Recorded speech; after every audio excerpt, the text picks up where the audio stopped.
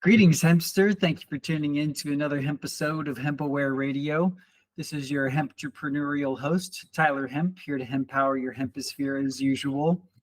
And hemp entrepreneurs and companies around the world are struggling to market their products correctly, and it really doesn't have to be that way.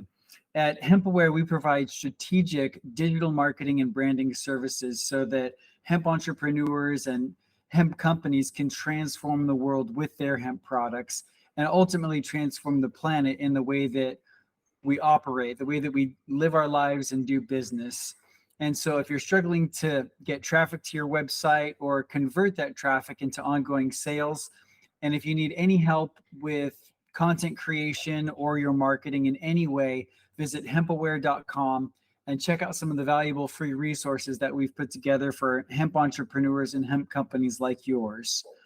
On today's show, I'm excited to introduce you to a company called Airetage Clothing. Airetage was formed by an inspiring young gentleman named Miles Lazar. And as he recently launched a hemp clothing brand, the goal of Airetage is to design and create a new ultra-sustainable era for hemp clothing made in the USA. And to launch the brand, Miles has teamed up with a US-based company. It's an agricultural tech company called Nine Fiber to produce the first of its kind hemp hoodie, which we will actually be talking about on this show, amongst other things, as well as hearing about his inspiring story and what he's doing to make the world a better place with hemp. So hempsters, as you very well know, it's been way too long since hemp was known for what it really is. It's an essential solution for food, homes, clothing, plastics, fuel, medicine, and so much more. So if you're ready to take your hemp game to the next level, you're going to love today's Hempisode. And so without further ado, I'd like to welcome Miles Lazar, the creator and owner of Airetage Clothing, to the show. Thank you so much for joining me, Miles. Hi, Tyler. Thank you so much for having me. It's an honor to be on your podcast.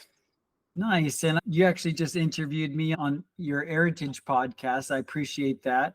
Tell me, before we get into what you're doing to market your brand and get your products out there, let us know a little bit about your background and kind of what led you up to wanting to create this hemp clothing company. Yeah, absolutely. Well, it started back in high school. I was always kind of business minded, so I took a couple business courses. I took an incubator course that allowed me to come up with my own idea for business and kind of take it from A to Z, so to speak. And when I was brainstorming ideas, I found that I was trying to create something that I would myself really enjoy and what I like. And I grew up in Chicago, very brutally cold in Chicago, especially in the wintertime. And I would always just walk outside to the bus at 6 a.m. in a hoodie because I was a stubborn high schooler. I've grown smarter since then. And I was just thinking, why don't I just try to make the best hoodie possible? Because hoodies are what I'm comfortable in, and let's see what I can make. And through research, I literally Googled, what is the best clothing material out there? And hemp was one of the options. That sparked my interest because I think at the time, which was around, I want to say 2015, I just had no idea really what hemp was. I probably assumed it was just like cannabis. It's just something you smoke. But given that kind of initial knowledge, I was intrigued, oh, you could consume it and make clothing out of it? What's the deal here? And then I just researched it and I found that hemp and cannabis it's the same plant family. And I just kind of became enamored with it because it's good for the planet and it's a great textile. So I was wondering, why isn't this stuff everywhere? What's the deal? What's going on? And at that time, the regulations that have been stacking up over the past 80 years have finally begun to roll back. So I thought it was a great opportunity, kind of dive right in and continue down that research hole that I've been pretty much in ever since. And it's kind of just blossomed from there into going through the whole process of building the business. I went to college in Rhode Island for entrepreneurship because I wanted to get a good background on the business side. And that means that I kind of just was self-educating on how to start a fashion company, since obviously I wasn't exactly focusing on that in school. And so everything I've been learning and doing has just been kind of on the fly as I go along, because it turns out starting a fashion brand isn't as easy as following articles of organization and making something. There's many steps in between, which I've quickly learned. And that's what kind of led us here today. That's awesome. So it just came from that personal firsthand experience of living in a really cold environment, seeing the environmental destruction or just the effects of the current fashion industry. And then, like you said, going through that incubator and brainstorming different ideas. It was just a natural evolution to create this clothing company. And being a wordsmith myself, I love the origins of words and the power of words. So Airetage is a play on heritage, obviously, but tell me a little bit more about what inspired you to come up with this brand name and what's behind the name. Yeah, so it's not a necessarily romantic story, in my opinion, but I wanted to kind of follow the Apple playbook. If I remember correctly, they wanted something that would appear first in the phone book at the time so people could easily find it. And I thought that was a good idea. I initially wanted just something very clean and kind of, I don't know, smooth coming out the mouth, like air. Air is a simple word to remember. It's a basic component of life. Everyone breathes air. And I remember just kind of thinking about how I could make it a little bit unique. And I was thinking how there is a suffix that is AIRE, and that's in words like billionaire, millionaire, visionary. And I looked up the actual definition of that suffix because I was just curious, and it's roughly defined as characterizing someone by the stem of that word. So obviously, billionaire, you have billions, sort of thing. And I wanted that to be the name, just Air, because kind of like if you're buying hemp clothing, you're kind of taking the power of labels. Instead of someone else labeling you, you're taking that ownership and being like, I'm labeling myself as a more eco-conscious person. And unfortunately, someone else had the brand named Air. It's a completely different industry, but I want to be like clean break. I want no one to be the same as me, type of thing. And as I learned that humans and hemp have a long heritage together, going back millennia. And so I just kind of smashed those two words together, and here we are. I love it. That's super inspiring. It is unique. It's different. I love the play on the word air because, I mean, we need water, we need food, but you can't live more than a couple minutes without air. Yeah. And yeah, that's really cool. So, and plus, heritage is all about culture and legacy or history. And so you're rewriting history or you're creating a new story with this tool, this vehicle for reprogramming consciousness about what hemp is and what it's not. And so I really like that. I think it's going to be effective in your marketing and branding and all of that. Thank you. I would like to just add that, like, it was kind of, I like to think about it as like everything just kind of happened happened as it should, because also through my research, I found that, you know, traditionally or historically, hemp was used for naval applications like rope because it survives the salinity of oceans, and that it's actually incorporated into the logo, the embroidered kind of rope around the word heritage. And that's kind of harkening back to part of hemp's heritage being traditionally rope for multiple applications. So it all just happily ended up working out, which I really enjoy. Yeah. Yeah, that's I think one of the first uses of hemp was for rope, and one of the widest uses across all countries and or many countries across many generations, many centuries. So that's really cool and appropriate for sure. So it's a unique name. It's definitely different. what would you say you are doing differently than other hemp clothing companies that are on the market with your product line, your brand? Yeah, I would say one of the key things that I'm trying to focus on is, instead of going with the stereotypical tree hugging hippie tie-dye persona, I'm trying to go more into the mainstream kind of street fashion, urban fashion scene. So introducing hemp is not just this novelty thing that only a small subset of people do, but normal people who live in cities, buy Nikes, live a classical Gen Z life can also wear hemp, not because it's this niche sustainable thing, but it's a cool piece of clothing that looks modern, looks hip, and can kind of naturally blend into what people are wearing right now. Yeah, I remember for the longest time there was just, hemp t-shirts, and they were boxy and almost like a burlap sack, just, cut some holes and put some sleeves on it. And over the years, there's definitely been more higher fashion and people trying to create cool looking hemp clothing products, but it's still pretty hard to find. So I think you're able to fill a niche in a gap in the market that's needed, but will also be powerful for getting the message about the sustainability and environmental benefits of hemp getting into the streets and getting into people that are living the mainstream lifestyle. So that's super powerful.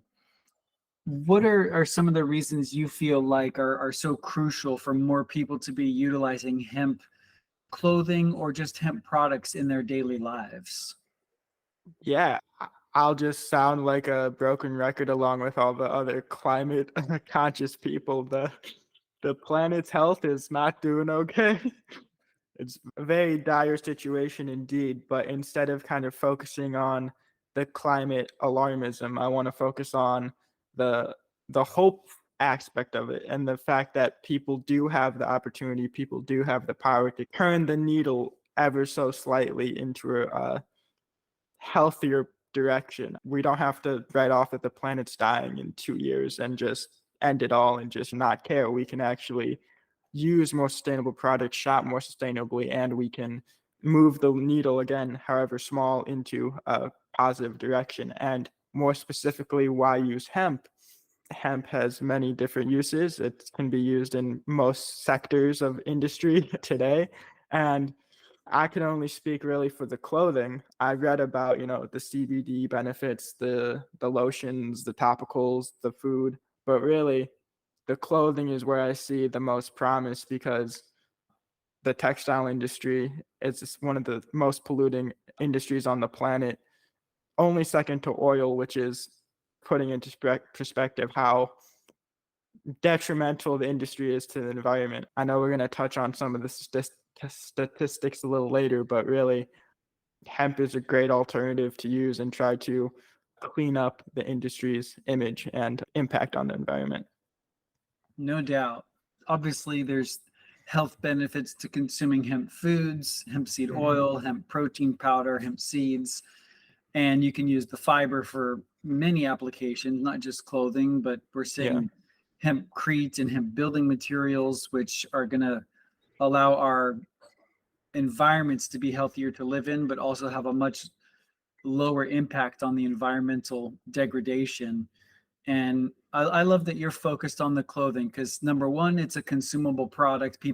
We have to wear clothes. It's the law if you're going out in public in most places. And people often care about how they look, it's a big part of it.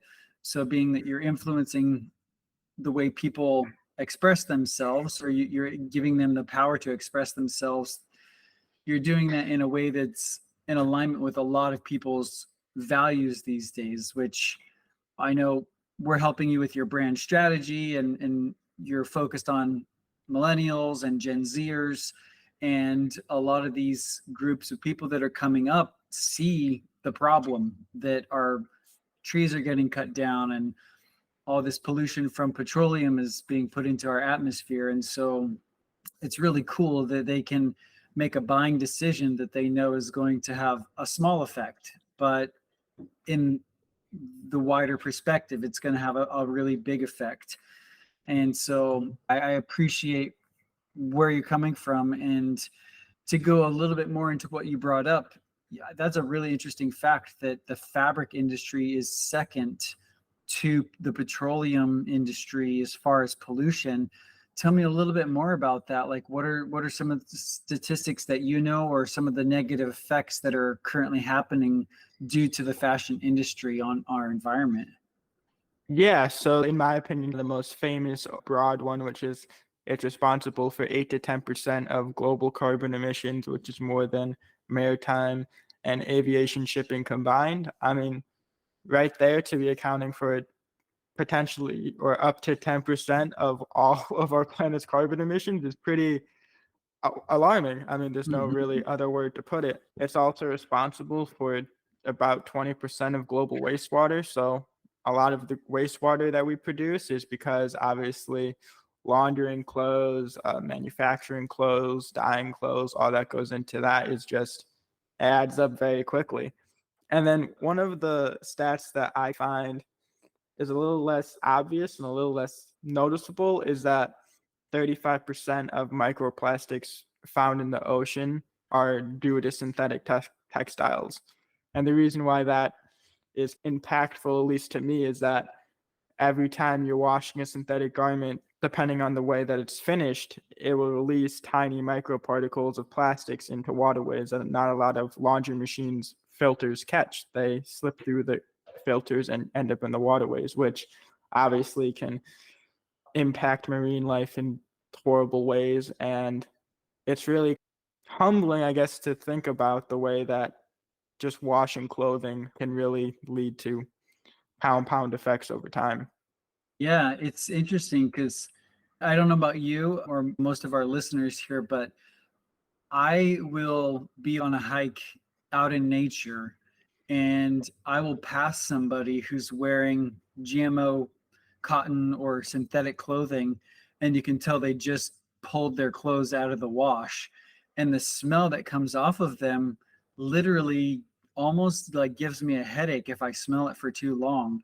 And I definitely have a sensitive system, but I just can't believe how toxic the chemicals that are used not just to produce the clothing but to wash our clothes. The Tides of the world and other big brands are out there that produce laundry detergents, but I just find that the chemical smell that comes off of laundry detergent is unbearable. I don't understand how people can saturate themselves and just have that on their person, on their body all day long. So yeah, that's really profound. I wonder, do you know any other negative side effects of these microplastics that are getting into our waterways and into our oceans? Do you know like the other repercussions or negative things that happen because of this?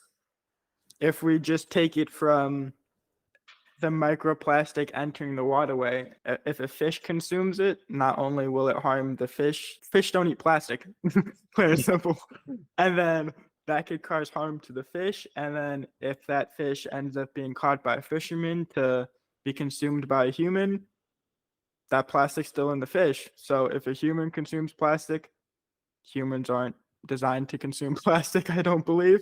I guess their intestines will turn into Tupperware eventually. Unfortunately, but apart from the actual ingesting of the plastic, it just builds up in the ocean in certain places, and it will destroy marine habitats and just degrade natural ocean life as we know it. I mean, it's just interesting that humans designed plastic. Plastic doesn't exist in nature, and now it exists in nature because of humans. So just trying to take out the excess that we produce and at least do some part in rehabilitating nature back to its more natural state is the goal. And I'm sure there's some technologies out there with different plants or substances that are organic and natural that will allow us, like mushrooms, fungi, can help us break down these compounds, which is a whole nother topic. But one of the things that I'm reminded of, and I don't have any statistics on this or studies offhand, but our listeners can certainly research the effects of microplastics in our system and what it does to our hormones, and can cause birth defects and all sorts of negative repercussions. So this is very essential to address as a culture, as our human race, to stop these microplastics from going into our ecosystems. So what other aspects of the hemp plant do you appreciate or believe that are going to be really big in our future? If I can be biased, clothing first. I think the other exciting application, which is I believe is still very new and kind of in its infancy, but I'm definitely kind of excited to see where it leads, is biofuels.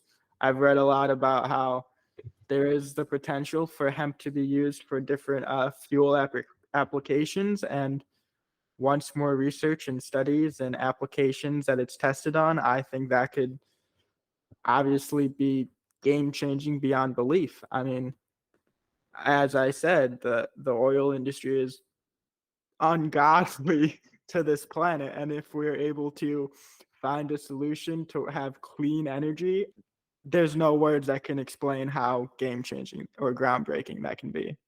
Yeah, and ironically, Rudolf Diesel, the inventor of the diesel engine, apparently, according to some of the research I've seen, and I think this might be in Jack Herer's book, The Emperor Wears No Clothes, that he utilized plant materials to fuel his diesel engine. And so it can be done today. There's technology out there. It's not like we have to think or figure out a way to do it. It was the original intention of the diesel engine creator. And even Henry Ford, I know a lot of Yeah. people listening to this realize he created a hemp plastic car, but I think that hemp car was also designed to run on hemp-based fuel and, corn and other sugar carbohydrate producing substances that you can turn into biofuels. So that's super fascinating, and I totally agree with you. I see that in our future very much, as well as hemp building materials. I think is going to be one of the biggest industries we're going to see over the next 5 to 10 years, really exploding. So as far as your overall mission with Airetage, beyond providing a really high quality apparel line, what's the bigger vision? What do you hope to achieve with this company? I hope for more people to wear hemp clothing, more people to, I guess, see their purchases, especially with things they use every day, like clothing, toothpaste, whatever it may be, things that you interact with every day, to be mindful about what you're consuming and what you're spending your money on, so that not only are you buying things that last longer and are good for you and the planet, but also good for your wallet. Because if you need to buy less over time, then obviously there's a cost savings there to some extent. So it's really just educating people on hemp, because as you know, and a lot of other people know, that hemp, not a lot of people know about it. They laugh off and are like, can you smoke your clothing? It's like, no, why would you ever want to smoke any clothing at all? Yeah. So it's really the first step is educating people on hemp and its benefits as a textile in my case. And the second part is having people experience hemp clothing and all its great benefits. Awesome. So raising that consumer awareness, but also Yeah. helping improve people's lives by saving them money and helping them have less waste. So it's a triple win, it sounds like. It's not just about cool clothes, look good, feel good, but know that everyone that makes that purchase with your company is doing their part to make a difference to have a healthier, cleaner world. Yeah, and it's not any money that the company makes at this point is not just going to me so I could take a vacation. It's just going back into the company for many years to come. One thing to also note is that this is a side hustle. So I work a full day job, so to speak, 40 hours a week at a clothing retailer, and this is kind of a passion project of mine that I hope to grow into the main income source. That's way down the line, but I really hope to kind of invest in this long term because I see it as having great potential, again, as you said, for the triple win for the people, the planet, and of course the profit. It's a business at the end of the day. That's super inspiring, and I commend you for having that entrepreneurial spirit, doing whatever it takes to make your dreams come true, but to make a difference in the world while you're doing that. So when it comes to marketing Airetage, what would you say are the channels that you're using and some of the resources or techniques or anything that you're doing to attract some of your ideal clients? Mainly our marketing is through social media, Instagram, TikTok, Facebook, Pinterest. Those are our main platforms. And with our podcast, which will be coming out shortly, spreading the word about hemp on multiple mediums and kind of letting people in on the fun, because it really is fascinating. The more you peel back the layers of this plant, literally and figuratively, it's fascinating about its potential. It really is. Cool. So it sounds like just really organically growing it, word of mouth, podcasts, social media, just creating high quality content, educating people and attracting them that way. Absolutely. Nice. What would you say are two fun facts about hemp that you love sharing with people that maybe are just getting introduced to hemp, or maybe they're seasoned hemp veterans that want to know a little bit more? Two fun facts. That's hard to choose because it's also it really is also fun. I would say the fact that one plant can clean soils from nuclear disasters, and it's the same plant that can provide you with fiber or building materials. There may be more plants out there, but I can't really think of one off top that can do all those amazing things. Another fun fact is, dang, you really caught me for a loop. Maybe like a historical Oh, that's aspect, true. or like, Yeah. was there a cool, like Henry Ford built a hemp car? That's a pretty cool fun fact. Yeah, another fun fact that we actually just posted on Instagram is that Johannes Gutenberg, the person that invented the printing press, started off printing on hemp paper. It's really embedded into the history of printing. It Yeah. started off with hemp. Now, it may or may not be true, but I have heard that the first Bible printed on the Gutenberg press was actually hemp. Yes, I And believe if I've read he's that as well. known, yeah. And if he's known for printing with hemp paper, then it would make sense. Yes, absolutely. So you're a hemp entrepreneur. What sort of advice would you share with other hemp entrepreneurs that maybe have an existing company or they want to start their own hemp company? How could you help them prevent some of the challenges, or if they do run into some of these challenges as being a hemp entrepreneur, that would help them kind of move through that or prepare? That's a great question. Everything that I've done, I've just been learning as I've gone along. So the advice that I can impart is just buckle up. It is a long ride. It is definitely not a get rich quick scheme. I know that certain individuals in the CBD boom a few years back made a killing, but that is not normal. That is not everyone. If you plan on getting started with hemp, do your research, read all that you can because it's amazing. Anything you read, and stick to one niche, I would say, is another thing. If your thing is biofuels, get really good at the chemistry, the science behind that, and stick to that. Or if your thing is medicine, stick to that. I see that some brands provide the food, the medicine, the textiles, and that's great, especially at a wholesale bulk hemp warehouse, but for a consumer facing brand that is producing 1,000 different products. I like to imbibe my products with value. And I think that when you spread your value, so to speak, across many different products, it kind of dilutes what you're selling. I agree. Yeah, we actually put out an ebook called Do One Thing Hemp. And it's all about making your dot, staying focused, do one thing, do it really well. And that's what will attract the momentum to then expand into a bunch of other things. So I totally agree. Staying focused, not trying to do a bunch of different things at once is great advice. So I just have a few more questions for you.